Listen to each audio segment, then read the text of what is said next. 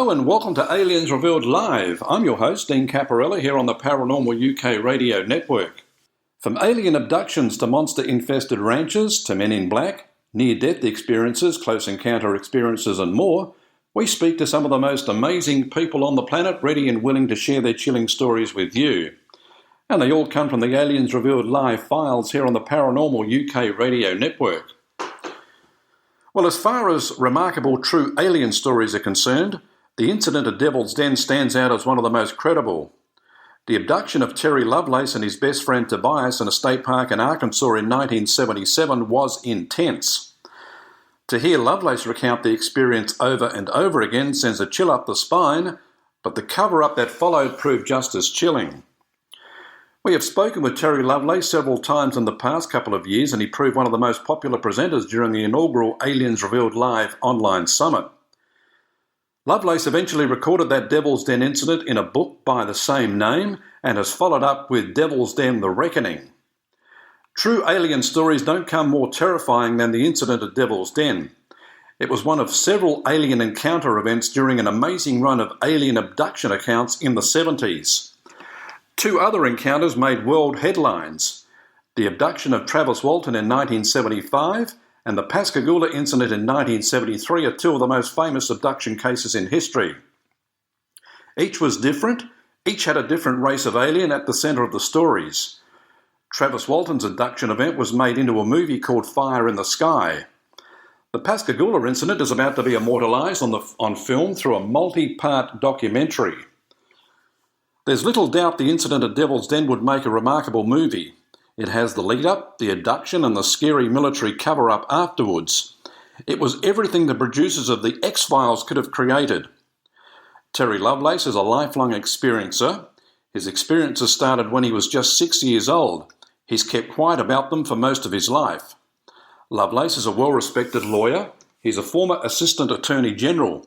He had a reputation to protect, and in his position during a period when any mention of alien abductions almost had one demonised to the point of being crazy. Just to report a UFO would get you sideways looks. But as we've witnessed during the past 2 decades, a deluge of contact experiences have come forward to tell their true alien stories, and I mean deluge. And the stigma attached to alien abductions has slowly lifted. While it hasn't dissipated completely, the fact that millions of people around the world have reported them making it hard to doubt there's a phenomenon going on here. And Terry Lovelace joins us. Hi, Terry. Hi, Dean. Nice to be here. Great to have you. We briefly spoke back in February during the online summit, but we ran out of time, and you did actually briefly mention the anecdotal proof you had, but we just didn't have time to go in and talk about it. But can you explain what happened? I sure can. April 16th of 2019, I woke up at 5:55 a.m. and I was out of breath and my pulse was racing. I didn't have chest pain, but I have ischemic heart disease. I've had a heart attack. So I assumed that it must have been some kind of cardiac event, and I asked my wife, "You call an ambulance for me?" And I felt just starved for oxygen. And she did. She called an ambulance. They got there right away, took me to the hospital. My blood pressure was like 220 over 110. My pulse was like 175. It was just crazy, and I just felt bad. By the time I got to the hospital, my pulse rate had dropped and my blood pressure had rebounded back to normal, like 120 over 80. And I actually felt okay. So I should explain.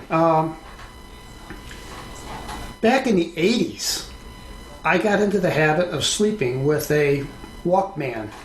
Mm-hmm. And I used to listen to cassette tapes on meditation and just sometimes just orchestral music.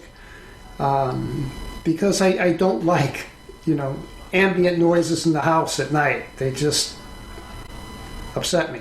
Mm-hmm. So I used headphones back then. Now I use my iPhone with earbuds. I sleep with a T-shirt with a pocket where I can keep my iPhone. And I listen to meditative tape, or meditative app. I do it every night. So this night, just like any other, that's how I went to sleep. And when I woke up at 5:55 a.m., my earbuds were on my chest.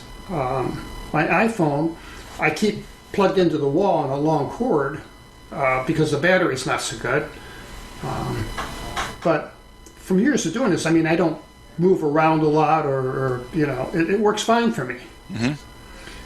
And it was unplugged from the wall. I didn't notice this until afterward. So I got to the hospital. They did, I know the drill. It's an EKG, cardiac enzymes, and a chest X-ray.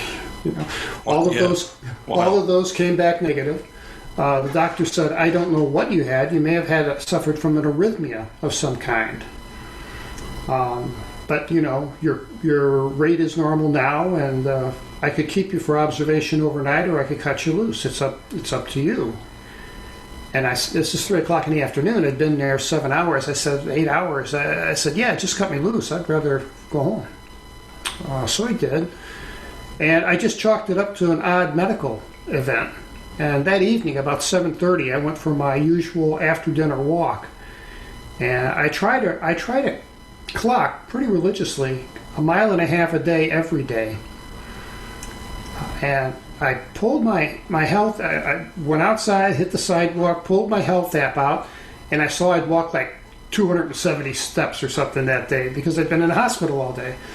So then I looked down and I saw stairs climbed 6 flights. And I don't have any stairs in my house. I went to the hospital by ambulance. I never climbed a single step. I didn't understand that. And then I looked at the time. The time reads 5:24 a.m. That's 31 minutes before I woke up.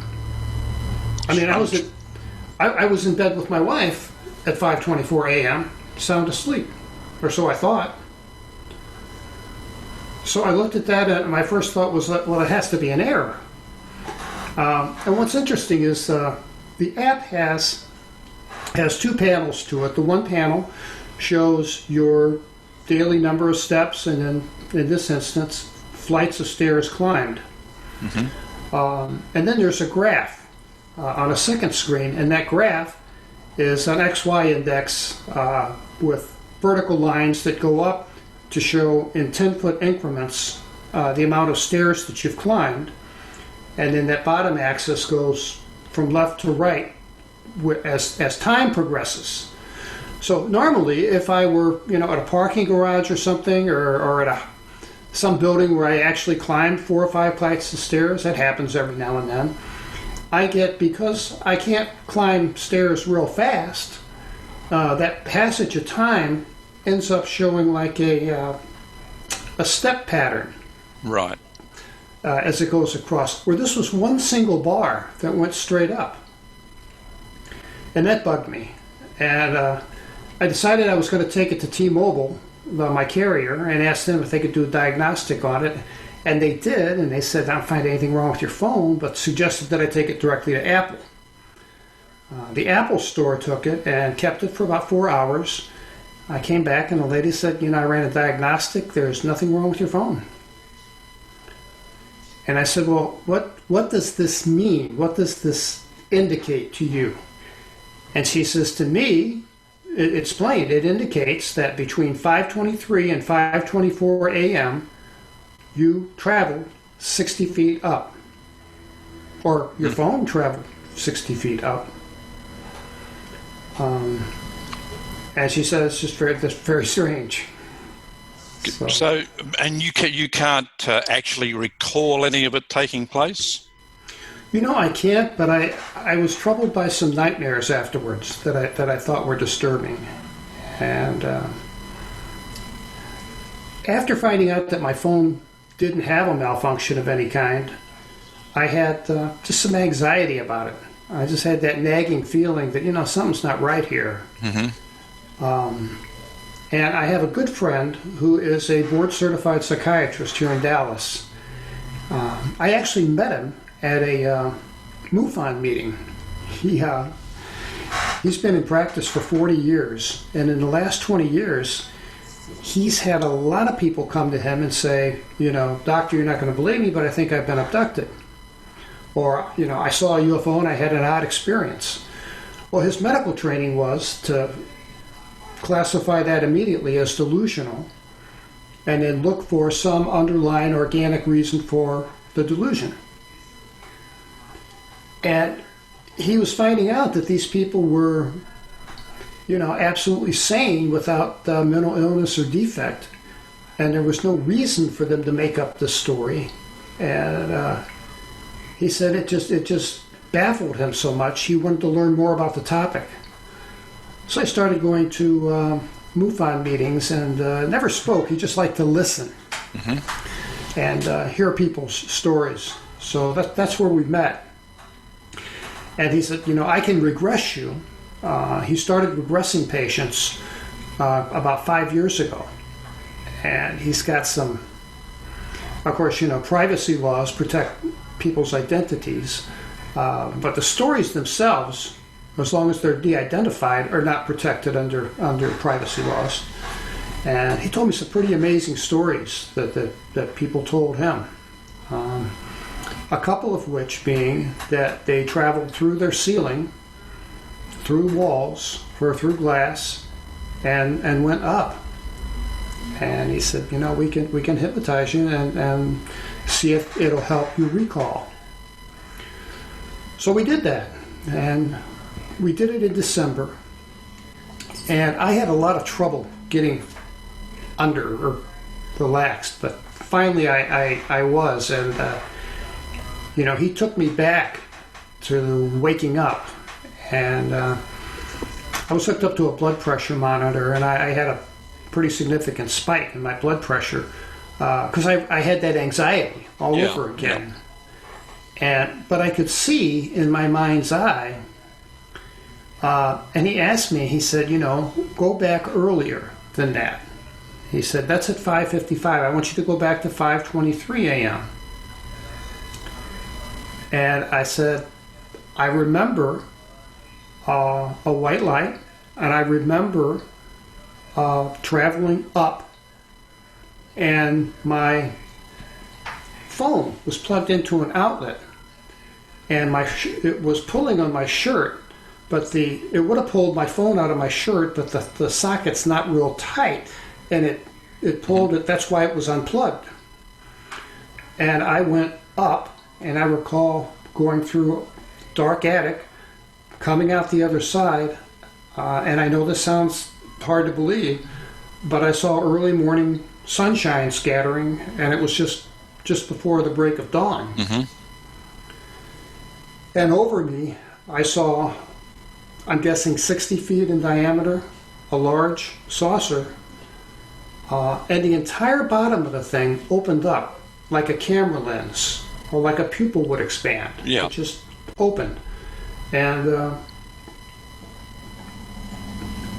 I went up into this thing, and at that point I had a lot of anxiety and my blood pressure spiked, and he said, I'm going to stop you here, this, because we'd been at this about an hour and a half, and he says, we're going to do a second session.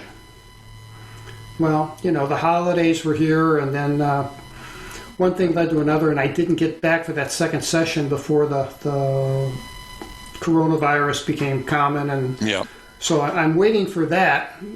It's not the kind of thing you can do via Zoom, unfortunately. Yeah. Were you able to tell whether there were other people on the craft? No, I was able to tell that I was going through this black void, and that's as far as I got.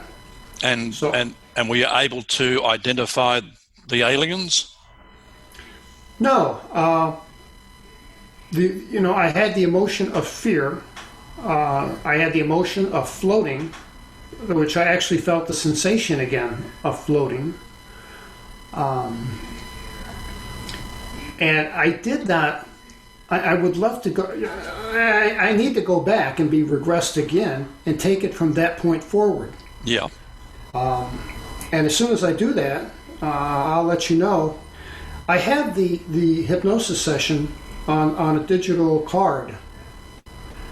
that the doctor made for me. So I could get that to you somehow if you'd like to. Sure. Like to look at it. Sure.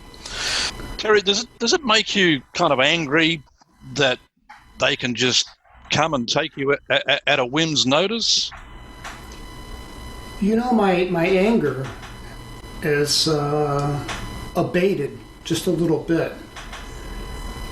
In 1977, I was very angry. I was a very angry young man, and I'm angry because not only did it happen, and like you said, they can do it at their whim, but the after effects.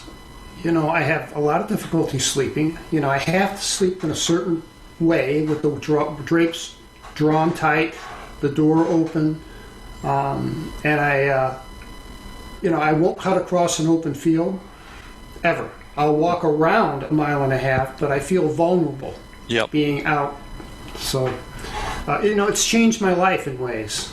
But I also kind of temper that with the fact that had these people wanted to, or whatever they are, wanted to kill me or take me away for some nefarious purpose, they easily could have done so. And they didn't. They put me back. So I guess I'm not as angry as I could be. I'm certainly not as angry as I used to be, but maybe more fearful. Yeah. Would it help if you actually knew why they were taking you? I mean, as a lifelong experiencer, having taken you for so many years, is there some good that you've been a part of? I don't know. That's a great question, because it's been a fantasy of mine to sit down and talk to them. And I mean, sit down with them and have a beer, have a coffee, something, and have a genuine conversation and ask them, why me? And, why other people? Why Toby? And what do you need from us? What do you take away from this? Obviously, you get something of value, and I'd like to know what that is. Yeah. You'd like to know that there's been a purpose to it all. I would, and when I think about it, and I have the feeling that they'd look at me and say, "No hard feelings, just doing my job, man." I mean, they're businesslike, and I think that's the reply I'd get. Yeah. Speaking of Toby, your friend from the Devil's Den incident, I always wanted to ask you this question. You had no idea at all whether Toby had been an experiencer before then, but was he just in the wrong place at the wrong time with you that night in Arkansas when they arrived and took you? Was it just you they wanted? Well, this was Toby's idea. There were other parks within a 45-minute drive of Whiteman Air Force Base. But Toby, for some reason, and you know what, I never found out, never even asked how he found this park and how he became so fixated on us going there. And why, I protested for a day and then shared his fixation on it and was excited to go. So, I don't know. I know this. I was going there to photograph wildlife. He was going to watch the night sky, free of light pollution, on an elevated plane, which we found. And he'd always been an amateur astronomer. Told me since he was a kid. He could identify constellations. He could predict when a satellite was going to come over. And that fascination with the night sky had to come from somewhere. And we never talked about that topic. Yeah. And that's a shame. Yeah. The series that we titled Aliens on the Bedroom, covering your years between 62 and 64 as a young boy, can you briefly talk to us about those experiences over that 3-year period? Yeah, I sure can. I had a period in my life where I was plagued by what I call the monkey men. And this is crazy. They looked like little circus monkeys. Mm-hmm. And they wore white masks with big grins painted on their face and yellow eyes. And they would appear in my room out of a twirl of shadows and just be there. Now, I think I mentioned earlier that I put an email address in the back of my book, and I asked people, if you've had an experience you want to share, please send it to me. I'd like to hear it. I've had people write and tell me that when they were a kid, they had raccoons, owls, lots of owls, deer, cartoon characters, orbs of light. So I think these things manifest in a way that they think a child will find benign and non-threatening. Right. And because one of my nightmares, and this is telling, one of my nightmares that I've had since Devil's Den, actually before Devil's Den,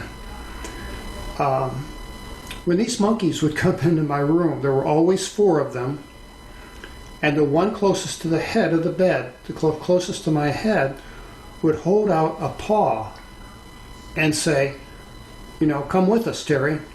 And he would ask. They didn't just capture me. He would ask, won't you come with us?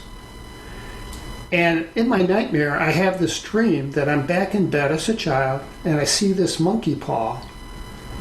And then while I'm looking at it, it morphs into 4 long gray fingers. And that's it. That's just, I wake up, screaming.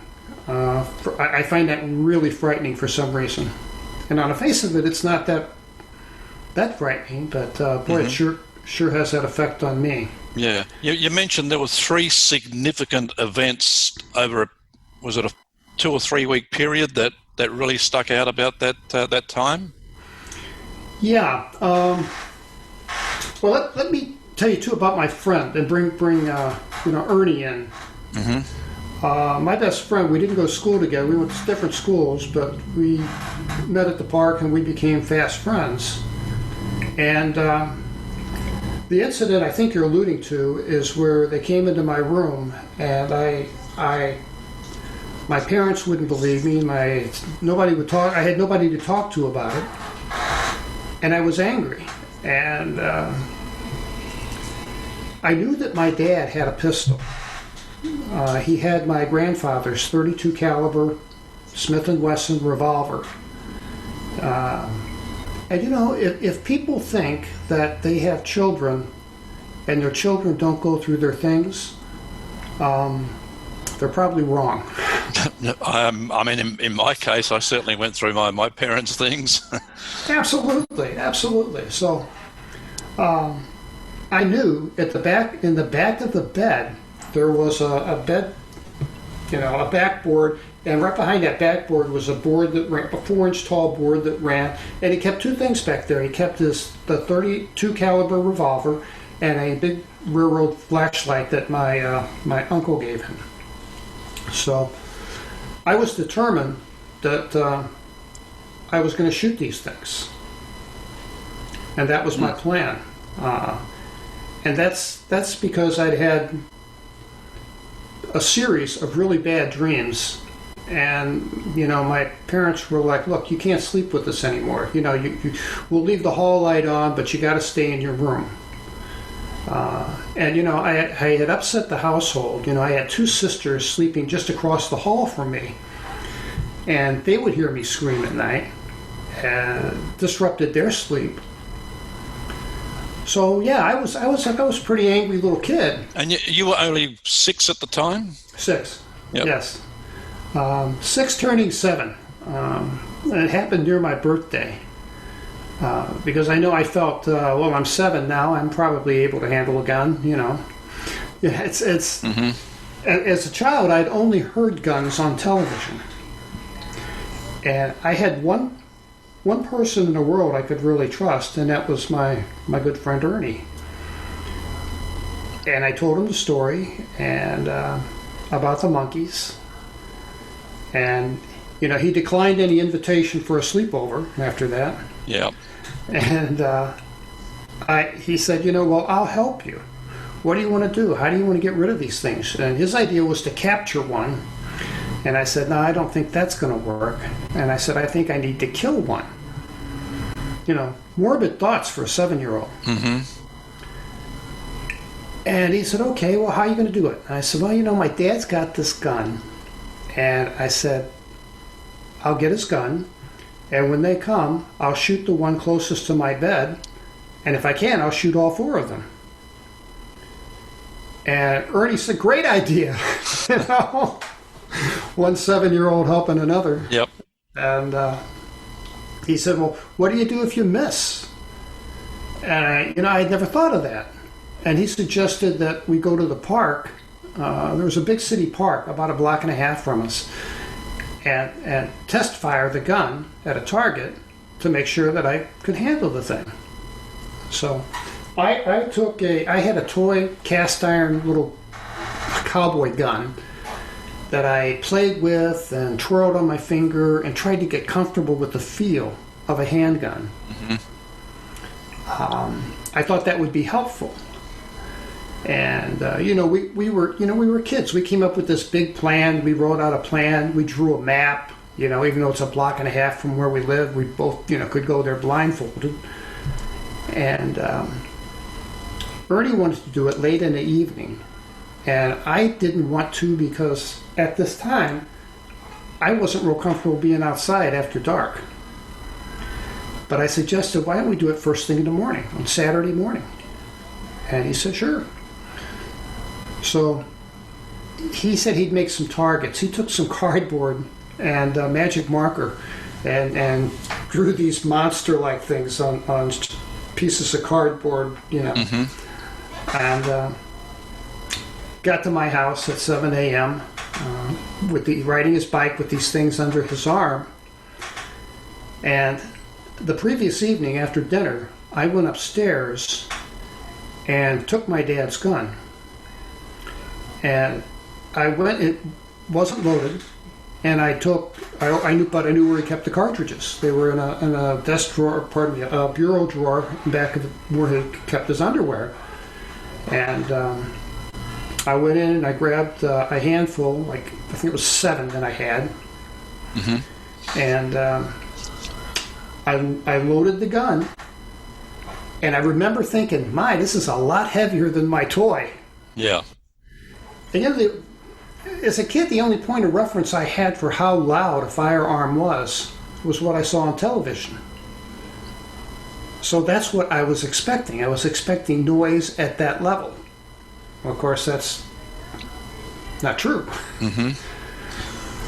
So Ernie got there and we drove to the park. And the park had been there over 100 years. It had these huge magnolia trees, some kind of big trees. They were 3-4 feet in diameter. They were enormous. And we were there early in the morning, a little after 7. There wasn't another person in the park. At the far side of the park, there was a sidewalk and an elderly woman walking a little poodle on a leash. And Ernie set up the targets against this tree, and I pulled the gun out of my pocket, which he was really eager to see because he'd never laid eyes on it before. So he says, well, you got to take off the safety. And there was only one lever on it, and when you pushed it, it opened the chamber. The chamber would slide out. And I pushed that, and I didn't see any other buttons. Neither one of us knew that revolvers don't have safeties. Right. But he wanted to see the gun. I wanted to hold on to the gun. And we got into this back and forth tug of war with this pistol. And I recall in slow motion, this pistol, I recall a hammer, seeing the hammer go back. It was double action, so pulling the trigger, moved the hammer back, and it dropped it in a millisecond. And I recall seeing the hammer go back. So one of us were squeezing the trigger. I don't know if it was me or him. I think it was likely me. And we heard this loudest noise I'd ever heard. I mean, birds flew. The little old lady with the dog picked up her dog, and now she's running. And I'm quick, like, are you okay? Am I okay? Checking for blood. And luckily, I don't know where that bullet went. I mean, it went somewhere, but it didn't hit us. To my knowledge, it didn't hit anyone. Yeah. Thankfully, and that scared us. And I put the gun in my pocket and I said, "Let's get out of here," and we did. And as we were riding, I don't know if I mentioned this in my what I wrote or not, but we ran into a police officer. Yeah, you did. Yep. Yeah, on our way back, because this gun, I had on kind of tight jeans, and this gun, you could see the outline of this gun plainly in my pocket. And we were riding so that he was driving this way, we were driving the opposite way. So the officer rolls down the window and says, "Hey, did you boys hear any noise? Did you hear something like a gunshot?" And before Ernie could say anything, I said, there were some big kids down there with firecrackers. And he says, "Okay." He says, "Well, we'll check it out." And I'm just scared to death this cop is going to see this pistol outline of this pistol in my pocket. And he just never saw it. And we went home, we reeked of gunpowder, and cleaned the gun up, wiped it down with an oily rag, put it back. Ernie wanted one of the cartridges as a souvenir, so I gave him one. And he was very happy to have it. And we decided we'd kill these guys with a knife, a bayonet. That was the new plan. Ernie's father had served in World War II, and he had a bayonet. It was a big, lethal-looking thing, especially in the hand of a 7-year-old. So I was determined that I would keep this thing under my pillow at night, and then under the bed during the day, under the mattress, so my mother wouldn't find it. And when these things come, I'd stab one to death. And I made I took a beanbag chair and practiced the stabbing motion with this thing and wanted to feel comfortable and proficient with it. And I think that just speaks to the level of my anger. Yeah. And my fear. So every night when I went to bed, I'd pull this thing from underneath the mattress and put it under my pillow and wait for it to happen. And a few weeks went by and nothing happened. I went to bed one night, and that night I did not pull it out from under the mattress and have it under my pillow. And that's when they came. They showed up. And that's when they showed up.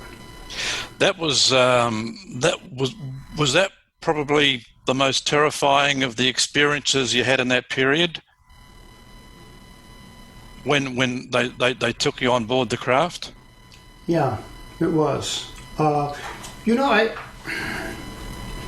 The trip there was terrifying. The monkeys were terrifying. But on board the ship, and this is crazy, but I have an independent memory of this.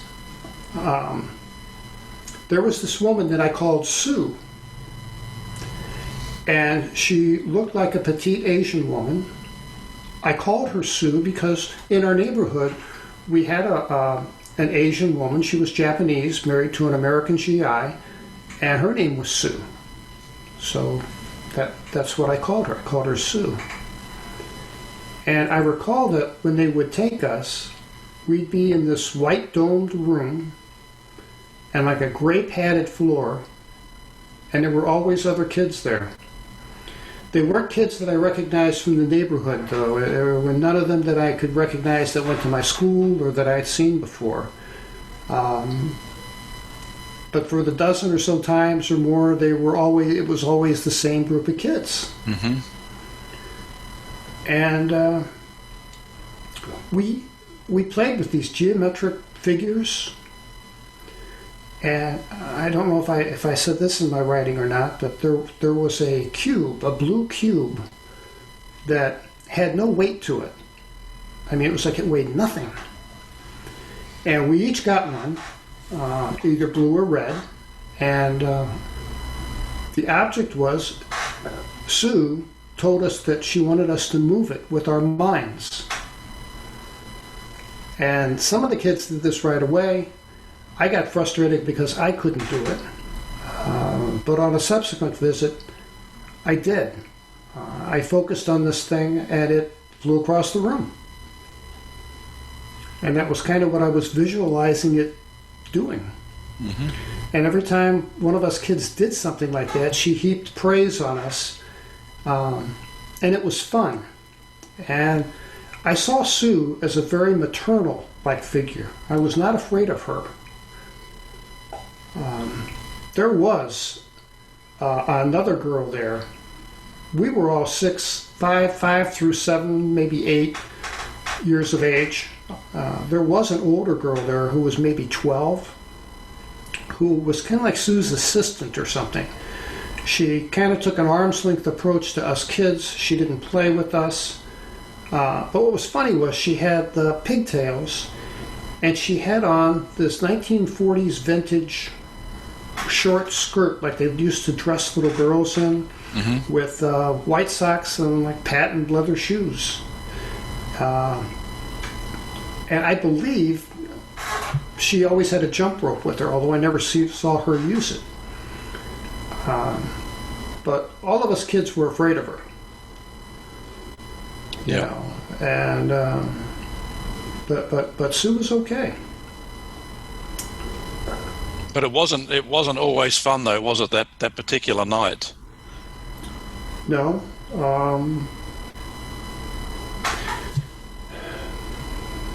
There were a couple of times when we were scared to death. And I'm not sure which time you're talking about. Are you talking about I think it might have been the spinal examination? The spinal examination was in 1977. Oh, okay.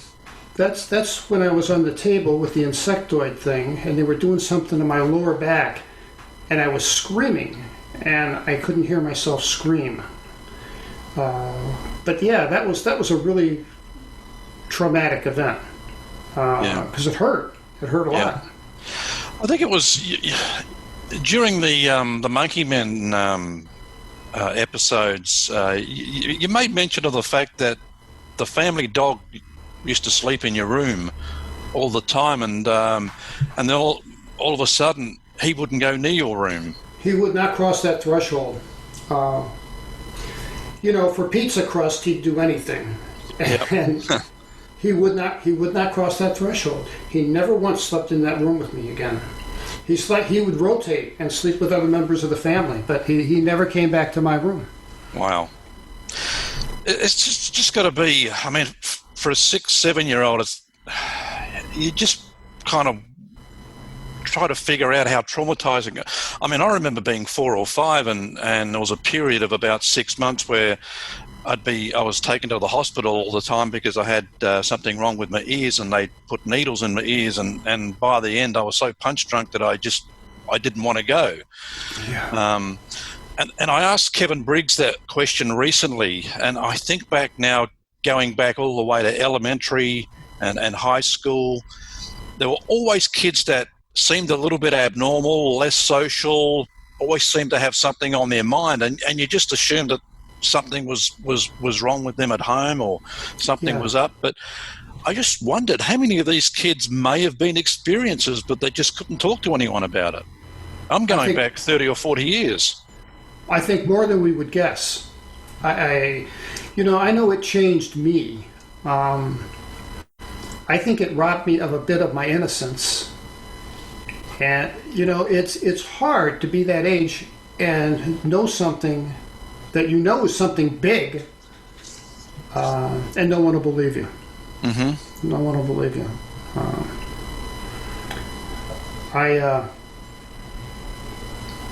I did have my cousin from Arkansas come up to see us, and I really shouldn't have used his name. I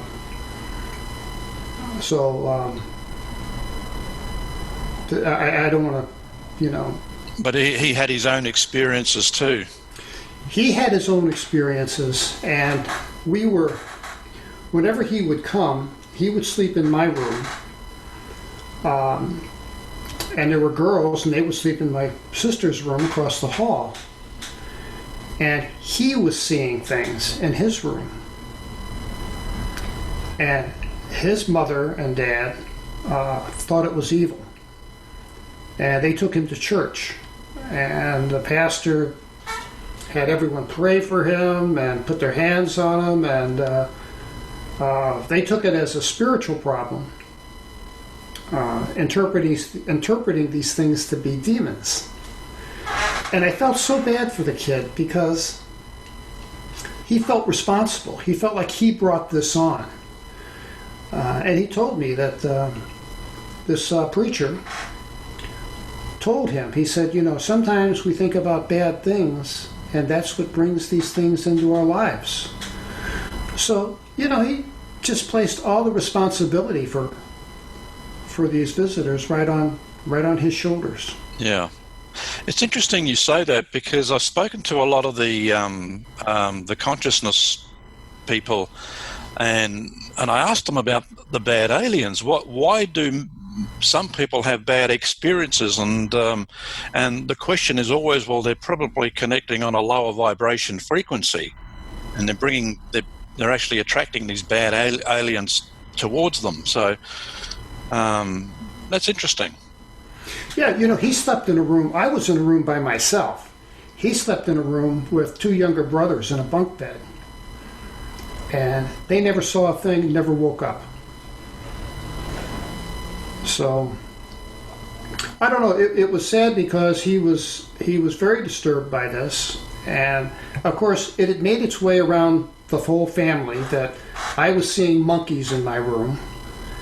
And he had his own demons to deal with. And I remember when he left, that was our annual vacation. They would come and spend, a week with us. Mm-hmm. And so we became good friends because, we had this thing in common that we could share. Yeah. Well, almost out of time, Terry, but a couple more questions. Another question that I put to Kevin, and it concerns the whole ufology community as one. At the moment, we've got the consciousness community, the CE5 experiences, the close encounter experiences, and then there's the mainline UFO community. And when I first came into this, I immediately recognized that there seemed to be a divide between the two. In fact, there seemed to be some unpleasant things being said from one side to the other. Do you see that? Do you think that divide is starting to close? Because I think until we all come together as one, and we're talking disclosure, I'm not sure whether much is going to happen. I recently had a negative experience, and that I spoke on a panel with Nancy Tremaine, Doug Auld, some mm-hmm. other people that are good, nice, reputable people. Yep. And but one of the panel members was not, and I had a negative experience of being, for lack of a better word, cyber stalked or cyber bullied by this guy, and I had to resolve that issue. But it shocked me because I didn't realize there was such a divide, but there sure is. I agree with you, and it's a shame because I really don't see the reason for the division. I think because I've come to think of this consciousness thing as much bigger. Maybe even like the universe is a conscious thing. Mm-hmm. So the idea of consciousness, I don't see it as the two can go together. They're not mutually exclusive. No. Well, I've had, well, I won't say pushback, but I just found it hard to comprehend, especially from those on the mainline UFO community side. But I get the feeling that there have been people from that side who are starting to really understand what consciousness and Siggy 5 and all that means, and a few of them are actually starting to suggest that the consciousness community probably holds the key to full disclosure. I think that's very possible. I mean, I think they're operating at a higher level or a higher frequency, whatever you want to call it. But I think they're tuned into something. Mm-hmm. It's a totally different experience than seeing a silver disc that looks metallic and nuts and bolts in nature dart across the sky. Yep. That's one experience. You had an experience that changed you for life. I'm sure when you saw this thing float by, mm-hmm. you left that experience as a changed human being. I know that my 1977 experience absolutely changed me. I feel like I was 22 years old at the time. I feel like I went to that park as a kid and I left an adult. Yeah. Yep. All right, just before we go, Terry, I asked you this last time, but I mean, you've got the Incident at Devil's Den. Of course, you got the book out, and of course, you've got the Monkey Men stories. Has Hollywood still not knocked on the door? And because I think there's two great plots there. There's two separate movies there. Yeah, I did get a knock on my door and a couple of emails, and I'm on paper with an option contract for 1 year mm-hmm. From February to get a movie funded and up and running. So okay. I have my fingers crossed for that, and hopefully some more television appearances as well. Because that was like a golden era of alien abductions. We had Calvin Parker in '73, we had Travis Walton in '75, and then you in '77. It was like the trifecta of alien abductions. Yeah. And we've got Fire in the Sky representing Travis Walton, although a lot of people really aren't happy with all the facts and the way they did that. But Calvin Parker, I know, has been working with people about getting his put on the silver screen, and it'd be great to see your story up there as well. Thanks. I hope that happens. I mean, I would just like the message to be out there. I think people should know. Yeah. Any predictions before you go? One. I'm glad you asked. I was at UFOCon in San Francisco in February, and I had the pleasure to sit down and talk with Chris Bledsoe for a while. And we had talked before, so we knew one another. We had talked about, I told him about my children not being real receptive. They're both scientists. They're both in their 40s and, 36 and 40. They didn't receive this well. And he said, yeah, I understand. He evidently had, problems with getting family members to understand. And he said something to me that impressed me. And he said, don't worry. He said, just wait. He said, very soon they'll believe. And he said, very soon everybody will believe. Yep. And I asked him, well, can you elaborate on that for me, please? And he says, no, I won't. But he's such a credible, soft-spoken, just prince of a guy. He's just a wonderful man. Mm-hmm. And he said, just trust me, because that's going to happen. Okay. So that's actually Chris Bledsoe's prediction, but I'll stand behind it because I think he knows something the rest of us don't. We'll certainly follow that with interest. Terry, thanks very much. That's Terry Lovelace. Annette Williamson knew very little about UFOs and aliens just 5 years ago. But in October of 2017, all that changed. She not only learnt about them, but became a contact experiencer herself. Her story is quite remarkable given how her experiences started.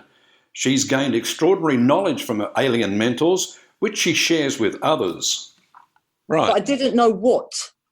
I still hadn't taken it in, what I was talking to. I didn't know if it's... I didn't know what. I was, at the moment, I can honestly say I was in such, like, what's coming next, that and I couldn't see anything, so I was just in sort of one. I totally believed her because she was absolutely petrified. And I that's what made me think, you know, her body language literally changed. She wouldn't even move her eyes. She literally went like that to the hallway with her eyes and said, they're over there. Anyway, she said to me, they want to speak to you. And I remember thinking, okay. And I went, all right. And then she said, right. And I remember her saying, they'll talk to me and I'll say it. And I went, okay. So then the first thing they said was, haven't you had enough yet? And I remember looking at Zoe thinking, and I went, what are they talking about? And she was like, I don't know. Anyway, and I know what I thought immediately, because I know this is going to sound really cheesy, but I'd just gone online dating and I thought, oh my God, are they talking? I didn't know it was aliens I was speaking to. I thought it was some sort of psychic or something from the other side. So I thought, are they talking about that? Or what are they talking about? But they jumped straight away and they went, does humans know, because she's repeating this, and they said, what does humans think happens when you pick a flower? That was the first thing they really said. What does humans think happens when you pick a flower? And I remember looking to Zoe and I was going to her, I don't know, dies, compost, sort of. And she just went, no, nothing dies. Energy can't die, it can only change form. Then they started talking about multiple dimension, really quite in-depth things, like a lot of things really quickly in that first hour. And Zoe was just repeating it. We didn't even have time really to talk to each other. She was just saying, they're saying this, they're asking you that, they're asking you this. What do we think of this? What do we think of that? And I remember her saying to her, who are we speaking to, Zoe? Ask them. And I said to her, ask them, are they God? Right. And I remember that was quite, and that I'm not religious in any way, but for some reason I had no explanation of what we were talking about. I couldn't comprehend it at all. And I remember her saying, she said, are you God? But she said, I don't understand what they're saying to me. And she said, and she goes, and I remember her saying, I can't pick it up what they're saying. I don't understand what they're saying. I can't pick it up. And they just, that left. They didn't carry on with that, and nor do I. And they went on to another song. They went on to, mostly the first hour's conversation was dimensions. They talked a lot about death. They said, you know, they kept saying, does humans know? That's what they used to say. Does humans know there is no death? And there is no night. I remember them saying that afterwards. There is no death and there is no night.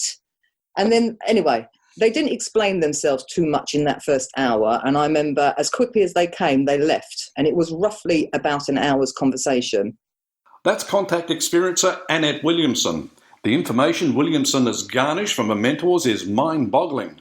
This is an interview you won't want to miss, and it's coming up on the next episode of the Aliens Revealed Live Files, and you won't want to miss it. Thanks for being with us. Don't forget to check out our site at arlhub.com. That's arlhub.com. And as always, keep looking upwards and take care.